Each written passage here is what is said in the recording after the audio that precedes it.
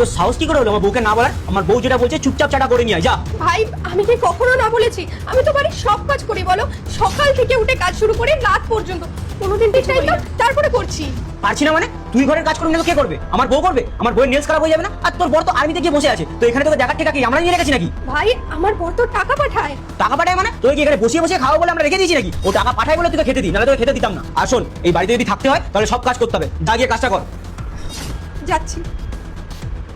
কি রে, এরকম ধীরে ধীরে যাবি নাকি? তাড়াতাড়ি গিয়ে করে নিয়ে আয়, যা। বিরক্ত কর। তার মানে আমি যখন বাড়িতে না থাকি আমার বইয়ের উপরে এরা অত্যাচার করে, শুধু টাকার জন্য এরা আমার সাথে ভালো ব্যবহার করে। দাঁড়াও ফোন করি। তুই ওটাই করবো। আমার দাদা ফোন করছে। আমার দাদা এখন দেখো। হ্যাঁ দাদা বলো। হ্যাঁ বলছি, কুসুম কোথায়?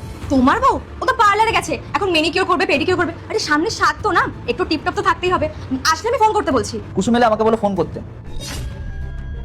আচ্ছা ঠিক আছে। আর দাদা তুমি টাকাটা কবে পাঠাবে গো? ও আচ্ছা, টাকাটা হ্যাঁ হ্যাঁ আমি কালকে পাঠিয়ে দেবো। আচ্ছা ঠিক আছে।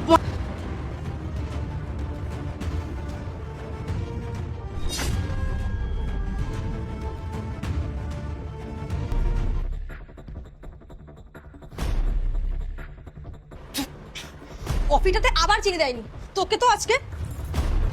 আরে দাদা। মাকে ভালোবাসলে সাবস্ক্রাইব করুন আর বাবাকে ভালোবাসলে লাইক করুন। আরে দাদা তুমি এখানে কখন এলে? দেখো দাদা এসছে। আরে দাদা তুই দাঁড়িয়ে কেন? বস বস বস। বাহ, দেখেও ভালো লাগছে, খুব ভালো উন্নতি করেছিস তো। উন্নতিটা দ্বিতীয় পর্ব দেখতে এখনই সাবস্ক্রাইব করুন। পরের অংশ খুব শিগগিরই আপলোড করা হবে, মিস করবেন না।